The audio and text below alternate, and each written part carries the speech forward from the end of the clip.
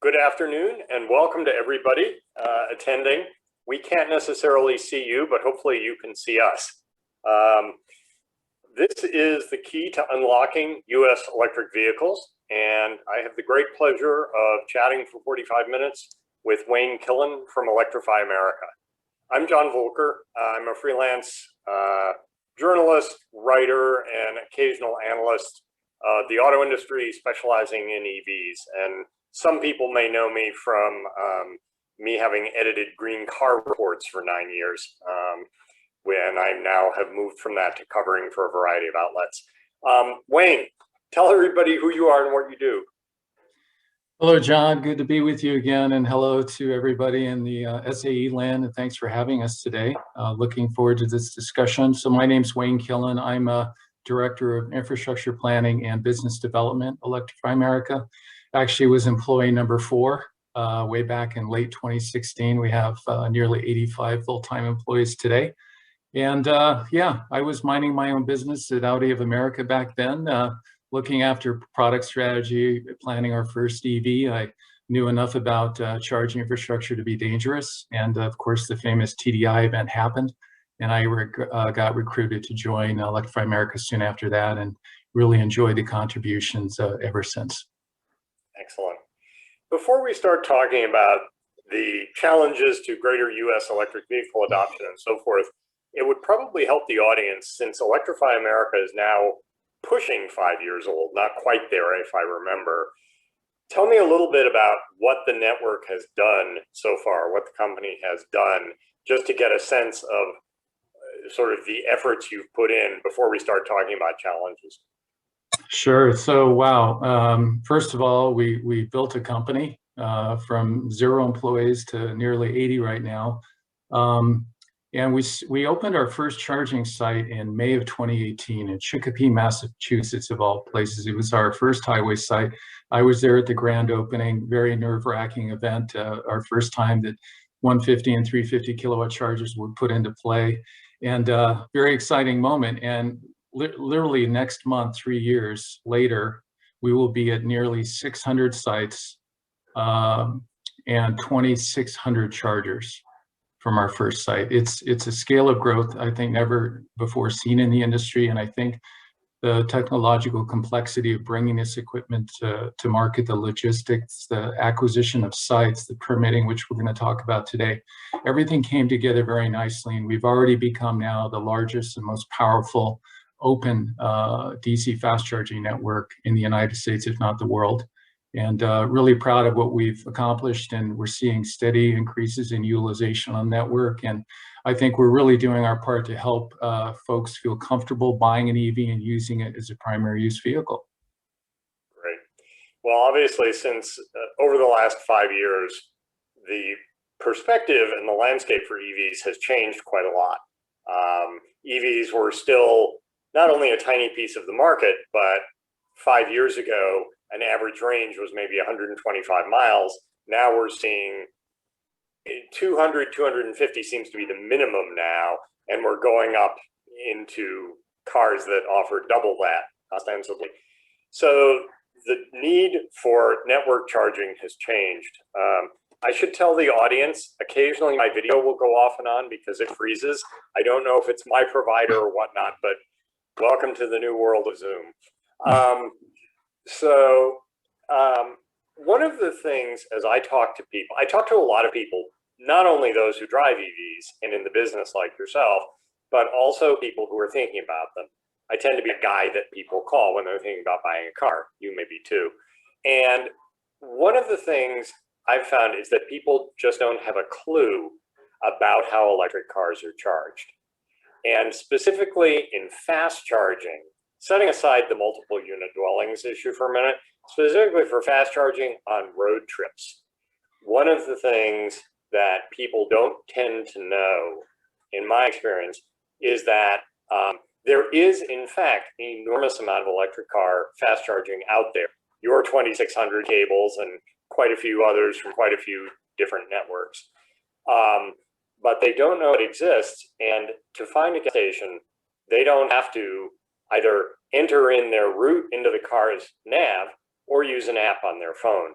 So tell me a little bit about the efforts you guys make to make the public aware of this charging. And then after that, I'm going to ask you about, so what have you learned in this process of trying to set up 2,600 charging vehicles? So tell me a little bit about informing the public.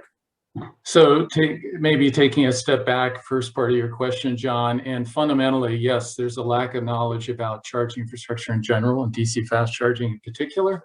But even prior to that, and why we have a marketing team set up at our company, is there's a fundamental lack of awareness and consideration of EVs, period, for all makes and models. And obviously that's changing a lot, and more OEMs are bringing a lot more models to market, although I think last time I checked, there's only 20 BEV models offered in the United States, and they're not 50 state yet. So we have to overcome that.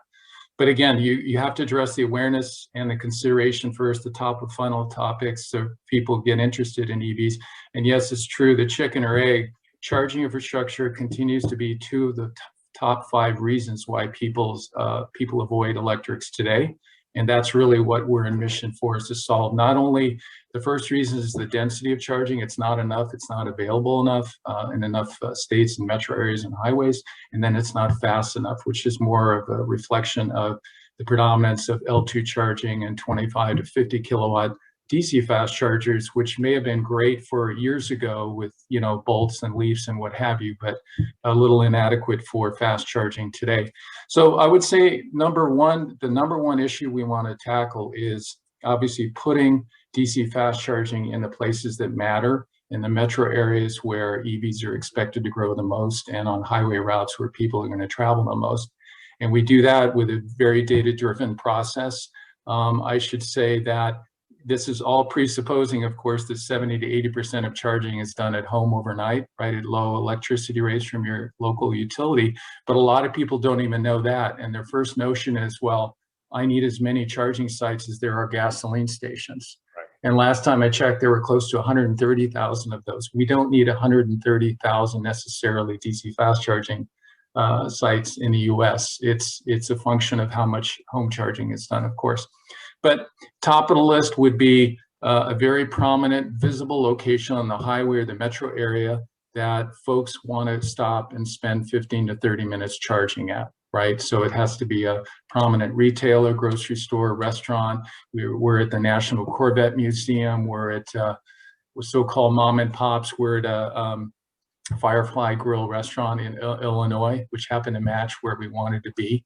So there's an interesting collage of different site host partners we have, but at the end of the day, it's a place that's close to the freeway. It's a place you want to spend time. And frankly, it's got to be very visible. So the big challenge is not so much providing, of course, charging infrastructure for those with EVs, but attracting folks that are not aware of charging infrastructure around them. I think an NREL survey a few years ago uncovered that 90% of folks have never seen a DC fast charging station near their home or place of work. Now, of course, they're out there, they're just not conspicuous enough. So we try to pick retailers, parking spaces within the retailer. We have an 8-foot tall charger that's nicely lit up with LED lights at night, again, to be sort of an advertisement, a promotion that charging is out there, it's available, and it's easy to use. Well, and I will say at least you guys have developed a brand identity. I know what an EA charger looks like, and within the constraints of you using several different hardware providers, when I drive into a Walmart parking lot I've never been before to charge, I know roughly what to look for. Some of the other fast chargers out there tend to look like electrical supply equipment used by large warehouses. They're in white boxes. But I am curious, I don't know the degree to which you and your site partners have ever talked about making it even more visible. And here's why I ask. Gas stations tend to have 100 or 150-foot signs visible from the freeway. Walmart may not want you to have a sign higher than theirs. But has there been any discussion of something that basically says EV charging here or electric car charging here that you can see from any point in the parking lot? Because I'm not convinced, even if people see your stations, that they intuitively understand what they're for. Yeah, it's an excellent point, and I would say the simple answer is we do the most we can at this point in time.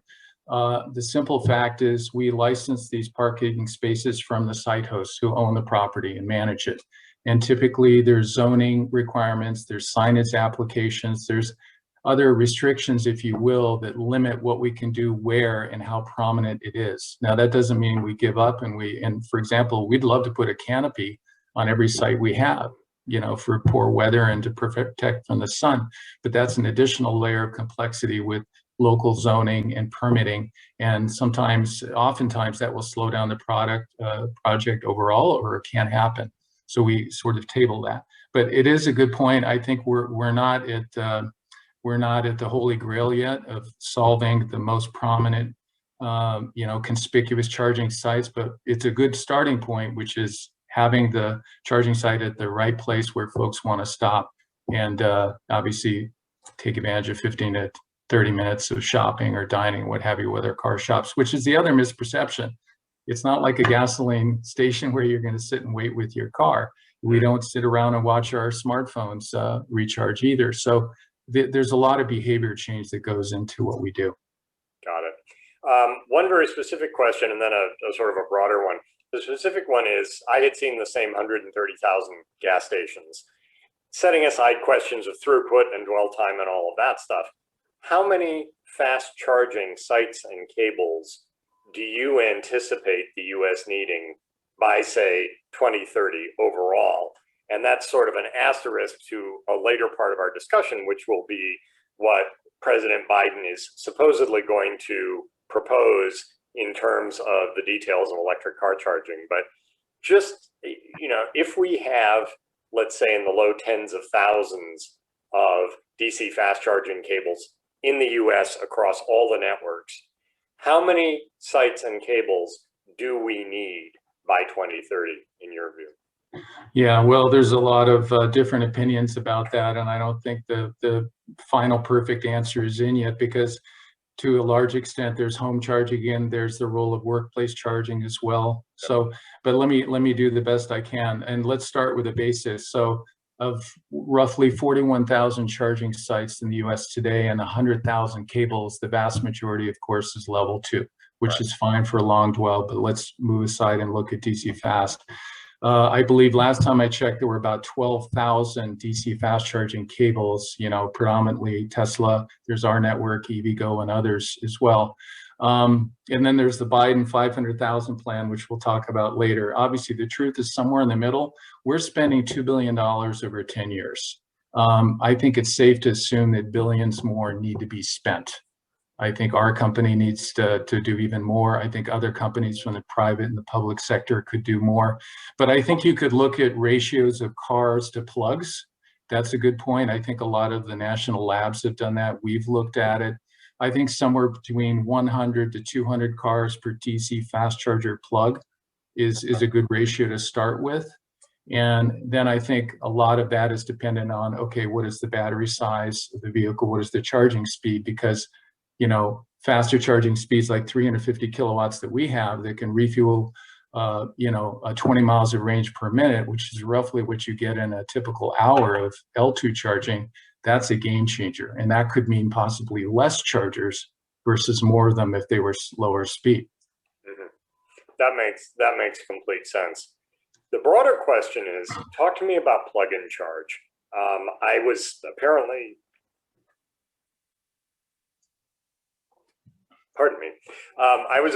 one of the first civilians to get to use it totally by accident. It worked as advertised, but tell our audience, what is it and why does it make such a difference? Okay, so let's be clear. Plug-in charge, first of all, we're the first network to introduce this on an open network. Tesla has a version of this years ago in their obviously vertically integrated charging vehicle system. It's harder to execute with the CCS open standard, okay, where everyone interprets things a little differently. But at its core, and we saw this coming a few years ago, our very first screen instruction back in 2018 was plug in first. Yeah. So unlike a gas station model where you swipe your credit card and then take care of business, we want to plug in first to recognize the vehicle, the potential account behind that vehicle, and the customer standing. So we saw that back then. We finally unveiled Plug and Charge November of last year, and there's 3 car companies that are taking advantage of it now. Ford, Porsche, and Lucid will be launching with it as well in a few months. What is it? What it is, sorry, I'm building to Sorry. the punchline here. So you plug in the car and the charger in the back end exchange certificates, if you will, that share a common root. And that certificate in the back end essentially represents the customer and their standing on your network and your charging. And so you don't need to pull out your smartphone and swipe to start or wave it in front of the near field communication reader. You plug it in, you go back into your car and you sit. And the nice part is it shaves about 20 to 30 seconds off a session starting, which a lot of times there's back and forth communication between the car and the charger just to reconcile things. With DIN spec charging, which is the current approach, Plug and Charge is much faster. It's very seamless, and all the comments we've seen from users from Mach-E and what have you have been really excellent. So from a user's point of view, what happens is I drive up to an EA station, I plug in the car, which is instruction number 1, and then the car just starts to charge because Yes. Somewhere in a morass of software, you have EA and possibly the car maker saying, okay, we have a credit card or an account or a free set of charging associated with this particular VIN. And so we're good to go. And I can just, if Plug and Charge is working, I can just plug in the car and walk away. That's exactly right. Now, of course, that's a very seamless, very simplified experience, but behind it all, it's very complex. And the setup to get to that point is about 6 to 9 months of testing with each car company that wants to do this, especially the first time. Once you do it a second time, it's more of a rinse and repeat, but building the processes, the servers, the sort of the certificates, the encryption standards that go with the PKI process, it's fairly robust, but the setup is worth it. We're really enjoying some happy customers now with Plug and Charge. Got it. And I can already see the messages flooding onto the screen I'm not looking at from all the Tesla fanboys who point out this is exactly how Tesla has worked since 2012. So why is it more difficult for EA? Well, we use the CCS standard and the ISO 15118 protocol, which is a complicated way of saying you can interpret the standard a little differently. And I think every manufacturer comes to this with different expectations, with different systems, and frankly, different people doing it. Tesla had one team doing this and a very unified one platform to do it. It's very difficult to rinse and repeat for lots of different car models out there, which the communications between the car and the charger in the back end, which are fairly disciplined and programmatic according to CCS code, can vary just a little bit in OCPP and all of that technical stuff. So all I can say is this would be equivalent of, I don't know, let's just say a In-N-Out chain or Chick-fil-A going and serving 7-course meals all of a sudden. It's a lot more complexity to it. There's a little more factors. There's more factors to take into account, but we're there. We've executed it now, and we look forward to providing it to more car companies. So in effect, unlike Tesla, which builds its own charging stations, knows who its own customers are, and has their credit cards, you, in effect, have to validate for every different charging station that you deploy a whole suite of different models from many different OEMs. Yes, and not every model speaks the same language. There's slight dialects and accents with the way the vehicle and the charger backend communicates. That's what you have to test and refine. Got it. And do you anticipate that process gets easier as more car makers get used to this, or will there always be the new model that sort of comes in that throws a wrench in the works? No, I think it's already gotten easier. I think it will always be a little challenging for the first car maker with their first car to do it. But once you've set it up, it becomes fairly, I won't call it routine, but standardized after that. Gotcha.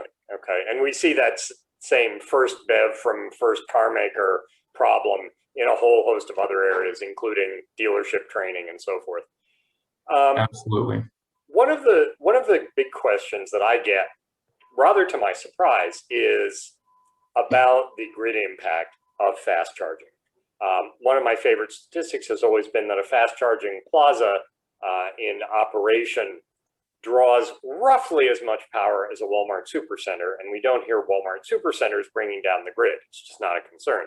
But tell me a little bit about, how do you approach a site when you need to talk to the local utility, especially if you have the site owner or host sort of in the mix as well? How does that process go? And are there sites that just won't work because of utility issues? There absolutely, but thankfully the vast majority do work. And I would say our typical approach is to come in with 3 to 5 options for a certain target area that we want to have a charging site in, that have different retailers and different, let's just say, grid supply factors to talk about. So we engage the utility early on. We have conversations about these different alternatives, which sites have available power already. But bear in mind, we bring in our own power. We don't go off site host power when you're talking about a charging site with 1 to 2 or more megawatts of power. We need to bring in our own transformer, which means that the underlying service capacity has to be in that general area. And the typical areas that we locate, that power is already there. Okay, it just maybe needs to be plumbed a little differently, or a longer line. And that's a separate process we can get into later. To actually create that new service from nothing can sometimes take 5 or 6 months, which is a long time, right? And our construction will only take 3 to 4 weeks to get a site up and running. So we got to bring all these things together. But typically the utility power has not been a factor. It's not, again, these are modern, high-powered areas where available retail is already consuming power. We're just adding a little more to it. And typically the utility is happy to do that because they're selling more load too. Got it. Or as one utility executive said to me at the end of a long day of conferences, look, utilities do this stuff all the time.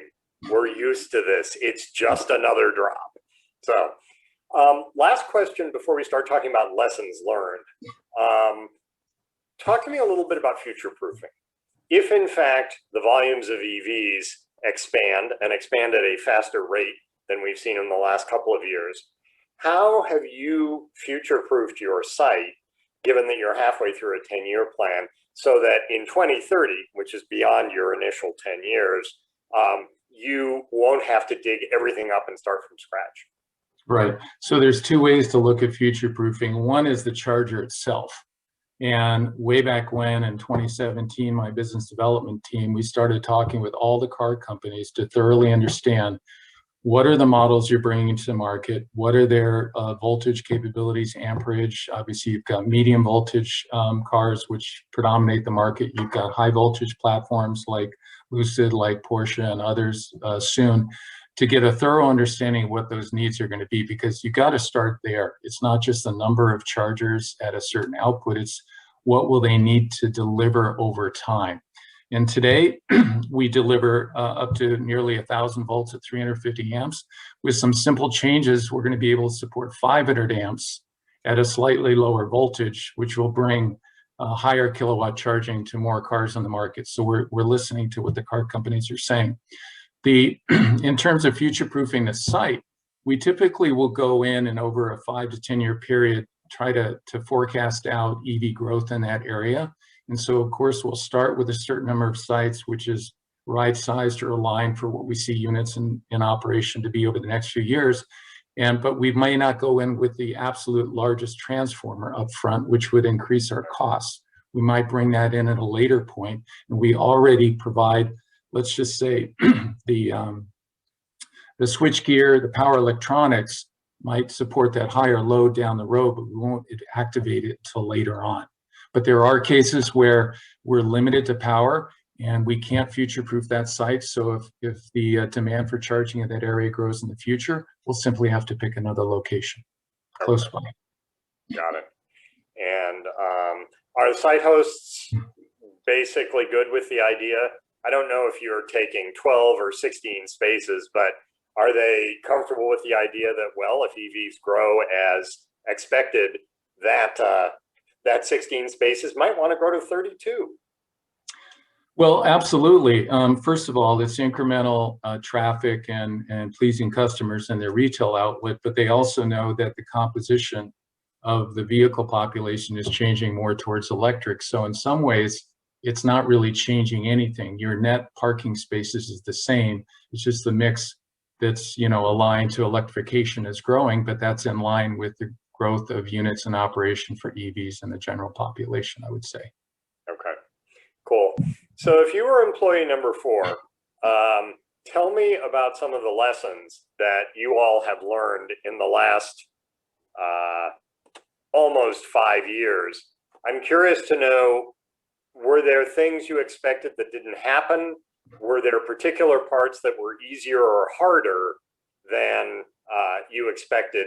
And in the event you were advising someone who wanted to set up a non-competitive network somewhere else, what would you tell them? Well, I would say we certainly went in with eyes wide open. We knew that DC fast charging was not a straightforward business model, and obviously we're in early days of EV adoption of larger battery vehicles. There are obviously other players out there, EVgo, ChargePoint, that have done this before. There were general lessons learned, certainly at 25 to 50 kilowatt DC fast charging power. But I think I wouldn't say we were unprepared. We were cautiously optimistic about how we would get this done in a certain time frame. And beyond the deployment of the infrastructure itself and the need to engage with utilities and local jurisdictions for permitting, obviously there's producing the equipment in the first place and making sure from 3 to 4 different manufacturers, even though they were building to a common spec and a common back end, operating systems, credit card readers, making all of that work together, even though fundamentally it's, you know, engineering. You just lay out the requirements and you build a model, you test and release. It's not that straightforward, and we'll talk about, you know, that a little later. But first, I'll get to getting the site acquisition done for this number of sites is really challenging, and there are details in that process that, you know, permits take time. We budget about a month for a permit to get approved, from filing it to getting it approved, 35 days. The national average, last time I checked, was 42. In California, okay, which has AB 1236, a bill that basically requires local jurisdictions to pass a permit in 15 days or less for charging infrastructure unless there's health or safety issues involved, which there's not. California takes 76 days, and the state of New Jersey takes, I think, 114 days. These are cataclysmic things that slow down your process in construction and planning. It adds cost. And it's not that jurisdictions don't want to move fast, they don't know how to. A lot of them have never set up a DC fast charging site before. They've done level 2. So maybe there's not a requirement written in their local code, or they assume it's like a gas station versus adding an ATM to a parking lot. So you get under additional scrutiny and design and everything else. So there's the other thing is it's a paper process. A lot of times you have to walk in. There's no online submission process. There's no clear and transparent standards of what you have to apply to. So you kind of go in sort of a black hole in some areas where you don't know when you're going to come out. So permitting takes. And that, I assume. Sorry?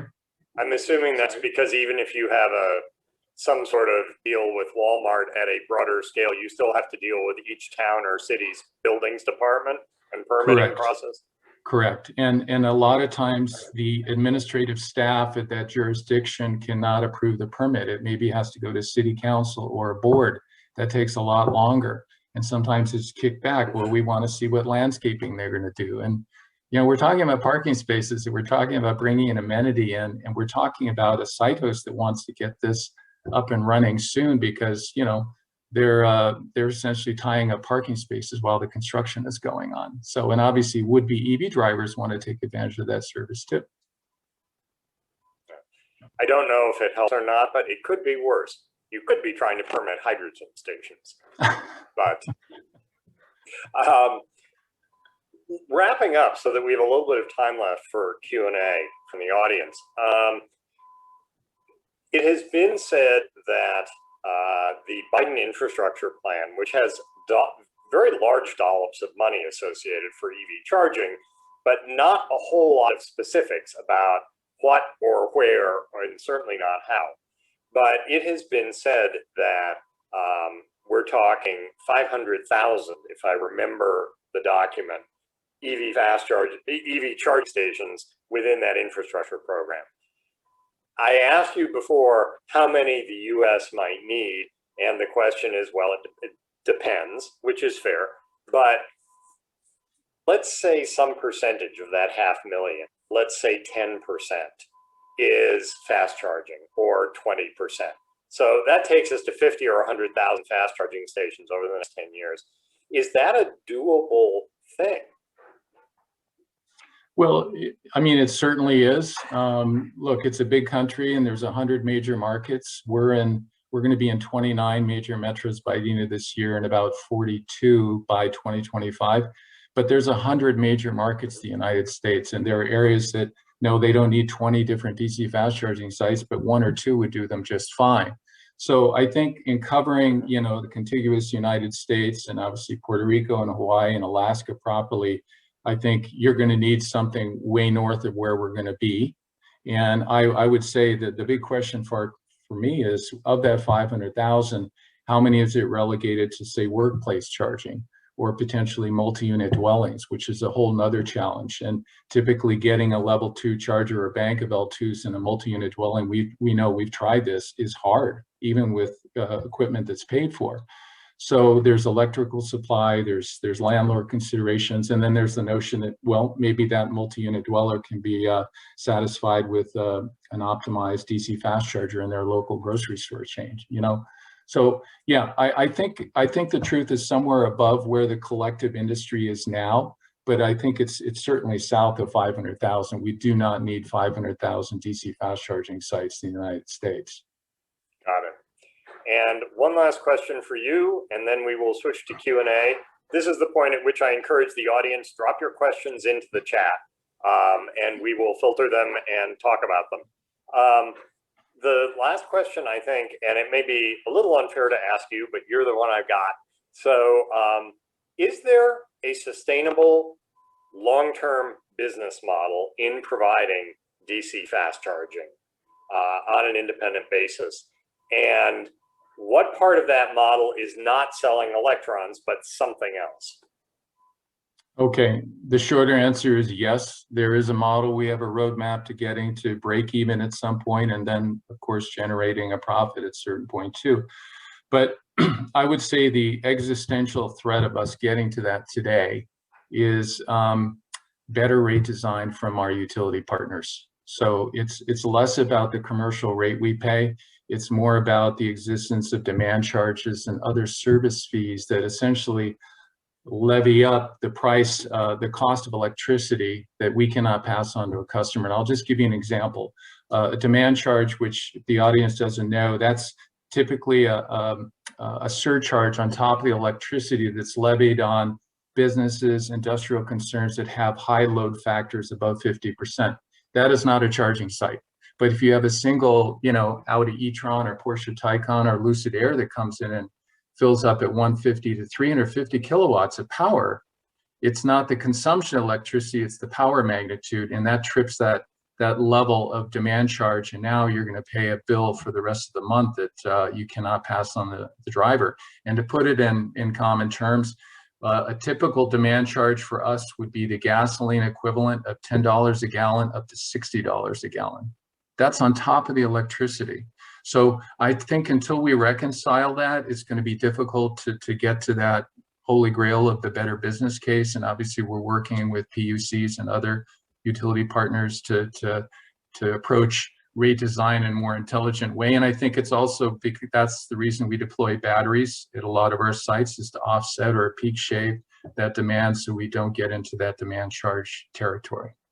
So but beyond that, we do see a roadmap. Obviously, a big part of that is going to be rising utilization from the coming wave of EVs coming to market, from traditional car companies to the new upstarts like Lucid, Byte, and Rivian. Got it. I should point out editorially here that you have to deal with 50 different public utilities commissions or at least 26 if you're in 26 states now. I forget the Try number. 200 plus, John. Okay. Utilities. Well, Yeah. are there local PUCs as well? Yes, I mean, we deal with all of them. The investor-owned utilities, small to large. We deal with co-ops, munis. I'm sorry, I meant the regulatory commissions. Sorry. The folks at a state level who set rules, all of which seem to be different in degree and detail, if not necessarily in broad plan. Right. I wouldn't say we're across the board yet. We pick and choose those opportunities when we can. Right. Well, and having written this story, I should point out you guys just switched over to charging by the kilowatt hour as opposed to by the time you spend at the station, but not in every state, because in some states you're not allowed to do that. Right. There's a handful of states where we can't do that yet, but I think 80% of our utilization now is in states that support kilowatt hour pricing. So we're on a good path. Great. So submit your questions. We got 2 so far, guys. There's a third. And one of them we've covered. So is EA looking to add battery storage across more sites, particularly as you expand into rural areas that may not have the high power required? Any plans to integrate batteries with renewable generation on or near the site? Yes, so the simple answer is we're going to be adding battery storage selectively over probably our full cycle plans, because we're always going into a new area which probably already has demand charges there. And this is a convenient workaround, although it is expending capital now on a battery asset in the systems that manage it when you could have otherwise done another charger or two. So that's something to keep in mind. In terms of batteries sufficing for lack of, there's one example I'm aware of in Baker, California. We've set up a fairly large site. We were limited in the power we could get from PG&E there. So we're actually bringing in a bigger than typical battery to actually shore up our supply locally until that maybe new service can be developed to the level we need. In terms of renewables, that same Baker site will have a fairly large, robust solar panel. And we're looking at more and more sites. I would say it's easier to do solar on site, of course, but you're limited as to how much power you can extract, right, from the sun at that point. Off-grid, or sorry, I should say off-grid solar is a better choice if we can tap into that. But there are some exciting things coming up soon, I would say in the next few months from our company, on announcements on how we're going to become much more renewable at all of our sites.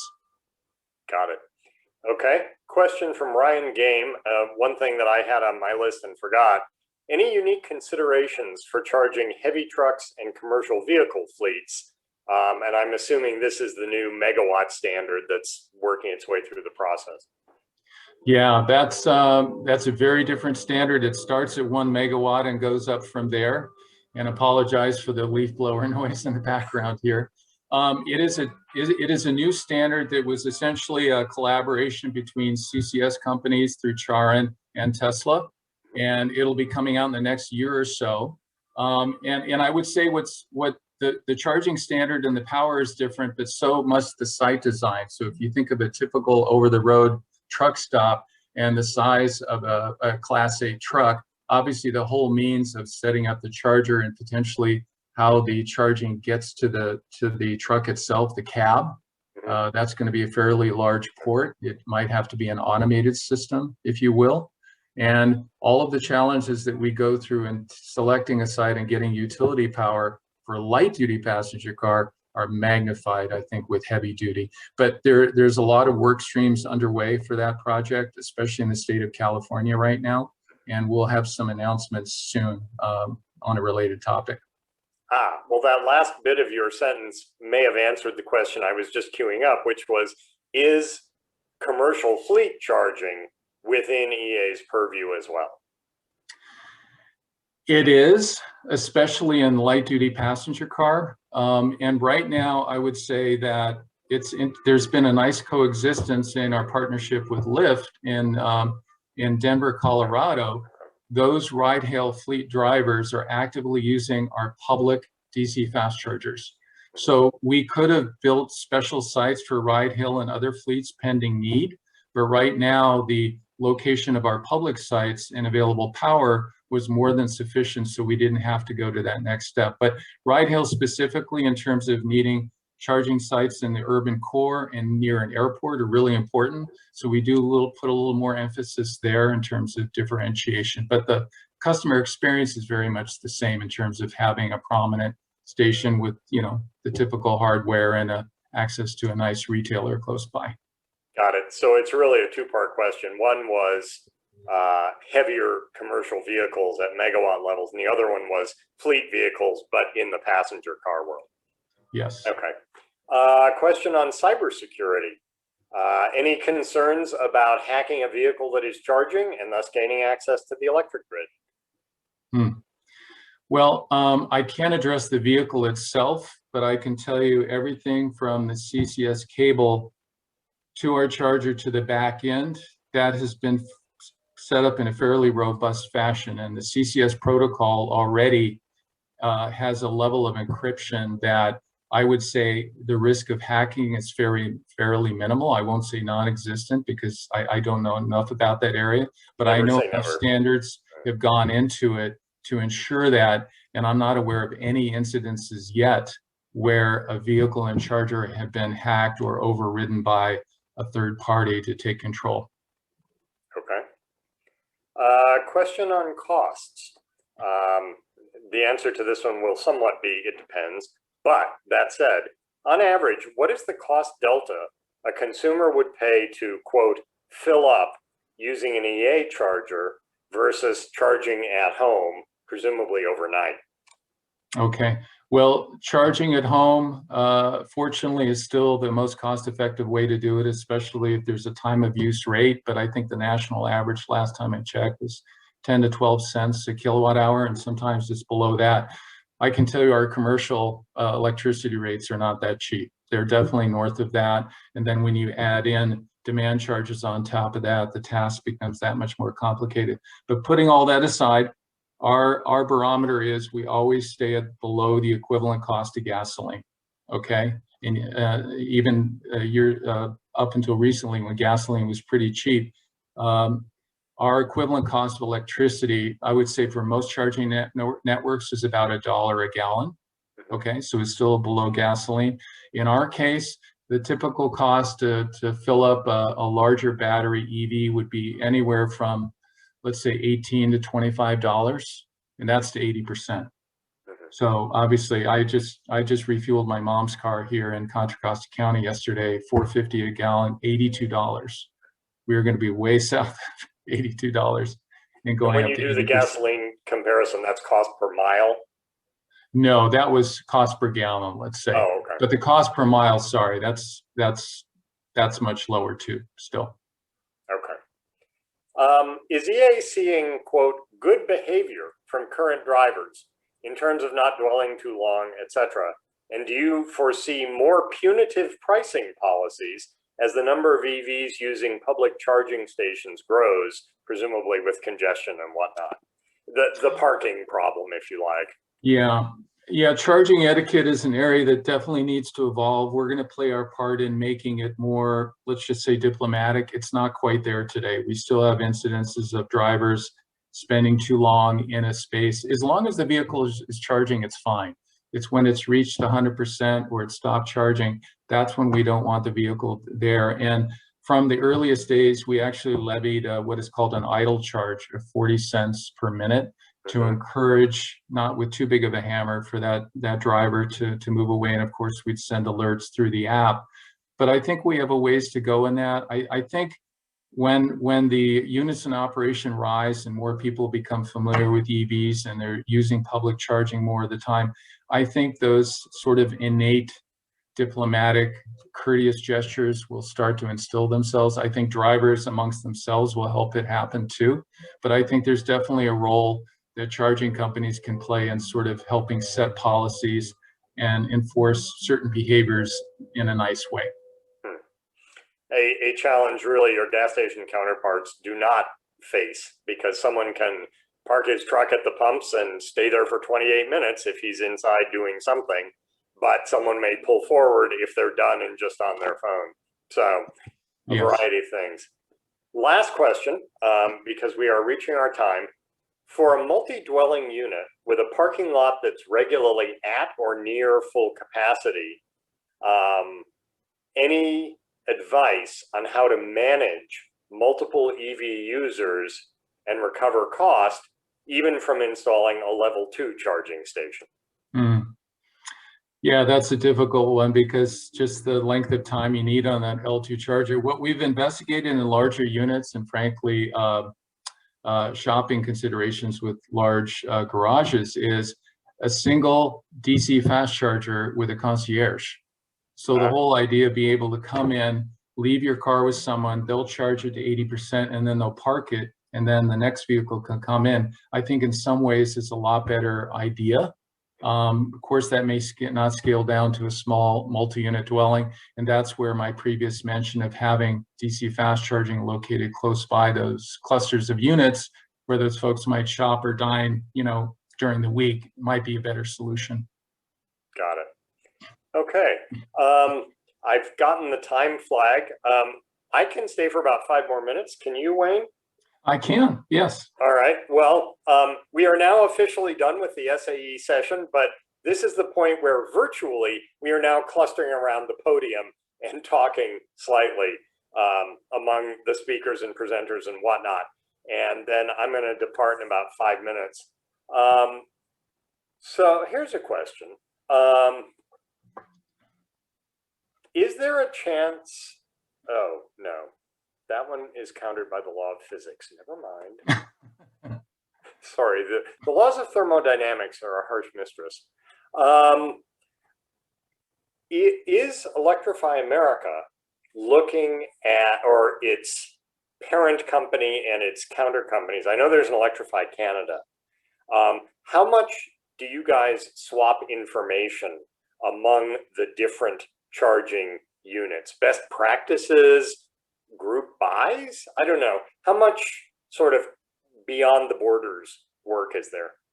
Well, certainly between us and Electrify Canada, there's a great relationship there, and in a lot of ways, similar people will work on the same programs. We just account for our time separately, but the hardware, the root of it, the most important part is shared. Obviously, there's some adaptations because I think the transformers in Canada are 600 volts. And you need French and Quebec, things like that.